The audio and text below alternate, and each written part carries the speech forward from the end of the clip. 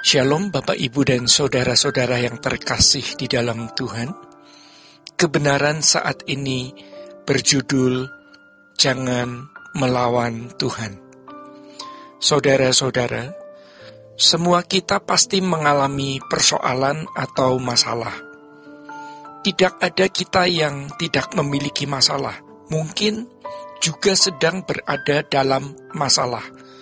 Masalah di sini maksudnya adalah hal-hal yang tidak mengenakan, yang menekan, yang mencemaskan, yang mengkhawatirkan hidup.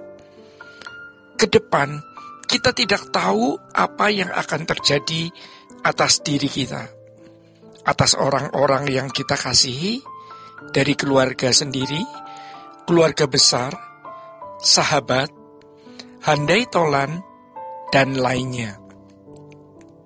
Tetapi pasti ada persoalan yang mencemaskan, mengkhawatirkan, mengancam, bahkan bisa merenggut ketenangan kita. Bagaimana kita dapat melewati semua itu? Seperti yang kita tahu, sesuai dengan Roma 8 ayat 28-29, masalah bisa mendewasakan kita, mempersiapkan kita untuk dilayakkan masuk kerajaan Allah, menjadi anggota keluarga kerajaan Allah. Lalu, apa yang harus kita lakukan supaya kita bisa melewati berbagai masalah hidup? Satu ini jawabannya, yaitu jangan melawan Tuhan. Ini bukan kalimat sederhana. Semua kisah yang tertulis dalam Alkitab akan membuktikan kebenaran ini. Siapa yang lawan Tuhan akan hancur, dipermalukan, binasa. Mungkin pada awal-awal orang melawan Tuhan kelihatannya aman dan tidak masalah. Itu karena Tuhan dalam kesabarannya memberi kesempatan seseorang bertobat, untuk berubah. Jadi sejatinya bukan aman. Ke depan kita akan menghadapi berbagai persoalan hidup. Namun, pasti kita bisa melewatinya asal kita tidak melawan Tuhan. Jangan sombong. Apa yang dimaksud dengan melawan Tuhan itu? Orang yang melawan Tuhan adalah orang yang tidak peduli perasaan Tuhan. Bagaimana kita bisa menjaga perasaan Tuhan? Ini tidak mudah. Sejatinya mencari uang lebih gampang dari mencari Tuhan. Walaupun harus diakui bahwa mencari uang itu sulit karena persaingan banyak. Ruang kesempatan pekerjaan makin sempit. Yang punya modal saja belum tentu bisa menjalankan uang, apalagi tidak punya modal. Dimanapun, di ujung langit manapun, banyak orang tidak bertuhan pun hidup, karena Tuhan memelihara semua makhluk dengan cara yang ajaib. Saudara-saudara, tetapi mencari Tuhan bukan hanya berarti kita datang ke gereja lalu otomatis menemukan Tuhan. Orang yang menemukan Tuhan adalah orang yang mengerti dan melakukan kehendaknya, yang di dalam kesempatan ini menjaga perasaan Allah.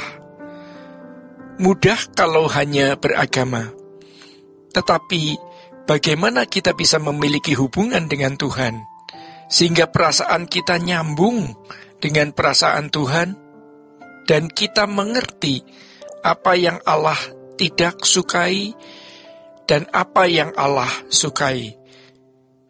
Kalau hidup bersama dengan seseorang, misalnya suami istri, ya, masing-masing semakin tahu apa yang pasangannya sukai dan apa yang tidak dia sukai.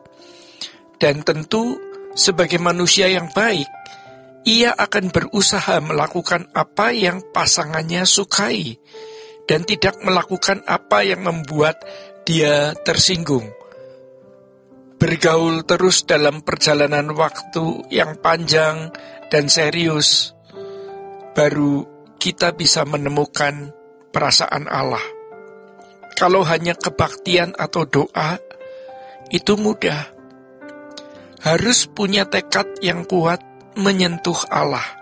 Dan ternyata untuk menyentuh Dia, kita harus melepaskan semua kesenangan. Sebab kalau kita masih punya kesenangan, berarti kita masih menjaga perasaan kita sendiri, mencari kesenangan kita sendiri, dan pasti kita akan masih mudah tersinggung. Kalau terlukai, kita pasti marah, dendam, karena kita masih egosentris. Tidak melawan Tuhan itu tidak mudah.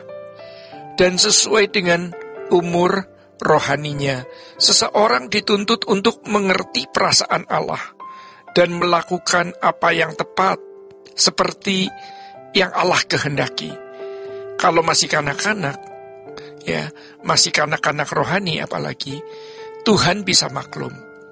Dulu kita maunya Tuhan memberkati kita, keinginan-keinginan kita dituruti, kalau ada masalah cepat selesai. Tapi makin hari, Tuhan membawa kita kepada keadaan-keadaan yang sering kita tidak mengerti. Dan ketika kita mulai dewasa, kita harus mencari wajah Tuhan lewat doa, puasa, mendengarkan firman Tuhan, ke gereja. Kita melekatkan hati kita dengan Tuhan, dan Roh Kudus pasti menolong kita. Makin dalam, kita makin dalam hidup di hadirat Allah. Kita makin mengerti apa yang Allah kehendaki untuk kita lakukan. Bahkan, kita mengerti rencana-rencana Allah bagi masing-masing kita.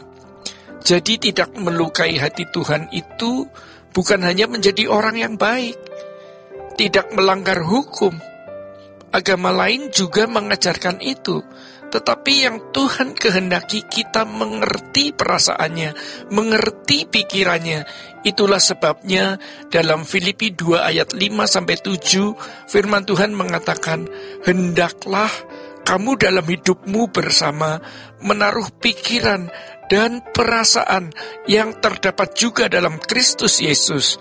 Jadi jangan menjadi kurang dalam memburu Tuhan atau mencari Tuhan. Jangan-jangan di antara kita ada yang sampai hari ini tidak pernah menemukan apa sebenarnya rencana Tuhan dalam hidup kita. Kita punya rencana sendiri. Dan kita sudah penuhi sekolah, kerja, menikah, punya anak, membesarkan anak. Itu standar umum. Dan kita sudah berjuang untuk itu dan memenuhinya.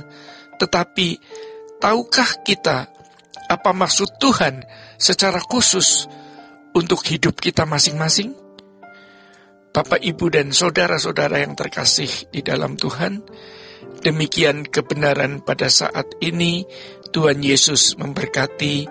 Sola Gracia.